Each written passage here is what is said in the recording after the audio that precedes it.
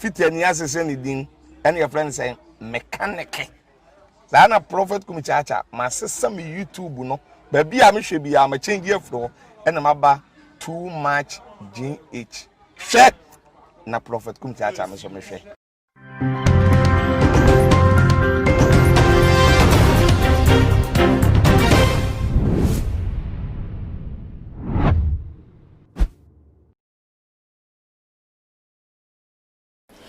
Aba ekwesi kapane nenso menemu edi eye ehye na ebra edru so Ghana wahala dwumedie na ebusuafo se mo amonim se too much die ye wo enioma pa ye wo ejese trending eye ekoso ewo ye memu no ena ye de eba ebebe so mo ma wonso so a wo fie wo monti so wo adwa so wonso hwe bia na wo adwenkyire bi wonso so won nsem bia futuo bia wo de atu edwa ede ama eye amfafo na wo monso so etimi ahunu na abusua ene day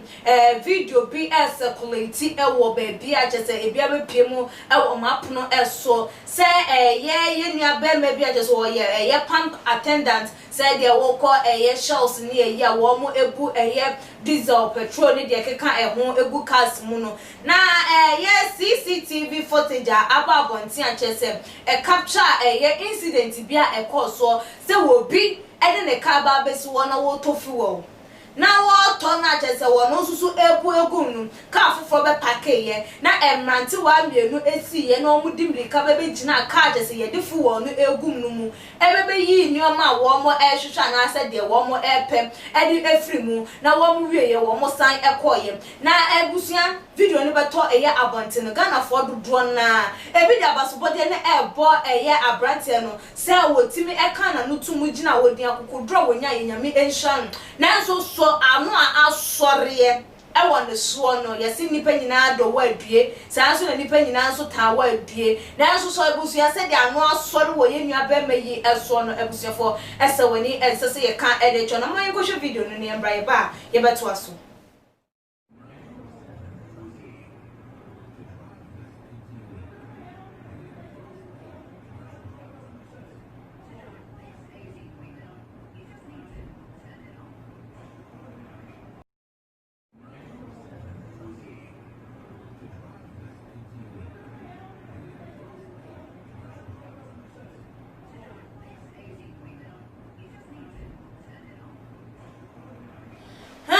Sianse we de wa wani suwa wa kwakwa hwe bi wo hunu se de enioma no esi ekọ yese wo gina wonum na nko ne yonko ye abrantie foforo no so se pump attendant ni bi ena na egina wonum achese incident ni si ye wono de wotimi aye de etutine ye ekọ ye na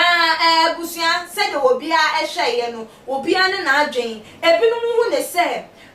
ka abrantie ne keke mu the wobu for fu no so wokeka mu ena wokeka nyoma bia na so ye bibi tietie mu na nkenkofo ba ya anka betimi abase abranti emranti mienu na wo mo eba ye no anka won betimi atwe eye etu na ekura wo mo no ede abono na wonim se ye fuwa station so de the moment abibi the matches ne ho nkro ne ba ebe koso na chese ede ato ranche kese ena eba ti binu mo bo na baso se waya ade adwumaden pa na waye no so all those say aye akwanhia we ya wo hia ye enyina mu no wantimi amohu wanya den wan popo yesi be ma enenu medura enwuno ampa wa kire se ampa mu oye be ma sana Ghana fo binum kasa waya ade akokodu onyaye etimi di gina ye pa se wo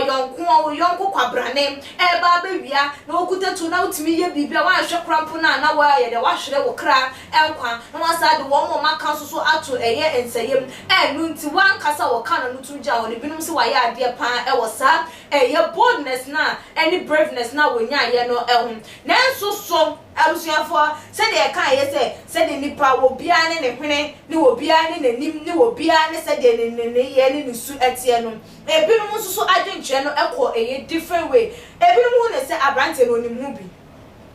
because woni hu bia ba ne sen e na wotimi gina wodin hwe ye ma wo mu awiaye ehun omo hu ne se like onu krampo na freye ebo pa se wo mo embra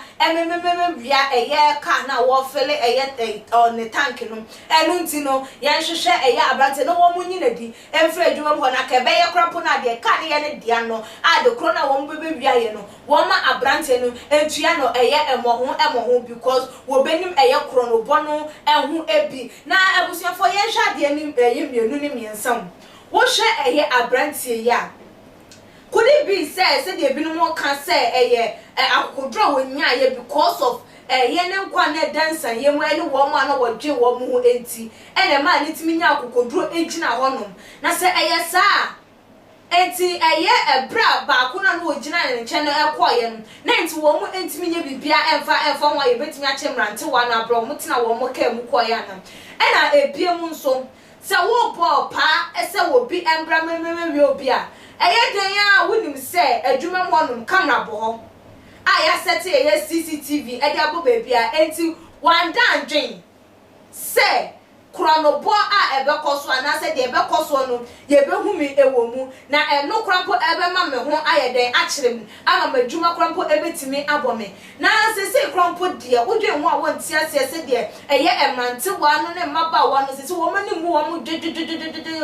wo bia mfere hwe wo bia nsuro hwe wo se wo bia ne nam ne oman mu se de wo pe enam democracy freedom of speech freedom of movement and the kika wunti che say ye dey abata ye ho freedom ye the freedom no abata ye ho ye the freedom no aka ye duane ye dey hu ye nso aye no ye tade ye hye ama che say bibia ye the freedom no abata eye ho to the extent say ebitimi nya akokodro tametuo e de send the kon ho awia kete wia brane ekokopie mu wo biaye bi se me kwakwa kobokro no abra wandwen eye kirasem one day say de me kwako ye kurampo no na se ye chimiem de me kwako ye kurampo no say ye hume na ne suppose fompo edimachi na ye bomi to na mi wu a den na me koka no asamando den na me nsuso me kwako kana den ena mi gya no wo ekire dia ma eye abusua ne ema anase awofo wo mo ewo me ba wiase se se de obi aye bibi obi a endwe hu na ye de sa etu eye anamo ewo mayi mu a ebebo ana eye security no aya se emu adwo aye loose anuti na sa no ma we ekoso anase eye den ya enye mpanifo na wo mo boye ho ban no wo mo na amakwan ama eye timamufo no susu no wo mo edi wo mo dwuma sa ana abusuafo wo hwe video yi ne se de nioma ekoya enioma na nsem no akwakwa ye afame yensa se abrante no ebia wani mu hwe ebi susu a wani mu bi na wo mo bobo okro no asese kro no bo adoso no de ne betimi aye e de aboa meto e de mamo se fa wade nche ebra e wo too much GH comment section so subscribe to your channel na aye like your videos na share e all the social media platforms so follow ya e wo your IG page too much GH_ midi e de ekwesi kapa that's ne ye besa na share Too much GH. We did that Japan. A break and Besame TV. Me share too much GH. The move for. Hey, almost sports and as entertainment. Hey, the move for. Munko so show mo. No anybody GDB. Madam, I say love you. Too much GH. We boy wate. Shout out to your fans and everybody who is watching Too Much GH. Me dey the Isaiah Kodwampo. We betumi afem the great tempo. Mbrin. Wonu me nka mo ni ehwe Too Much GH. Too much yet, mu ye too much. Na me so me ye I'm on fire. Yo. Too much GH nie. Ghana for ahwefo etiefo. Onipa bi a won subscribe e wo Too Much GH no. Subscribe wo na ehintasem. Ensem a ebuafa on my Ghana so. Ena ye de bremu. One God nie. The only one God in GH. Eho ana de bia mehwe. Abrochefo any Ghana for more movie yourself and I recommend Too Much GH.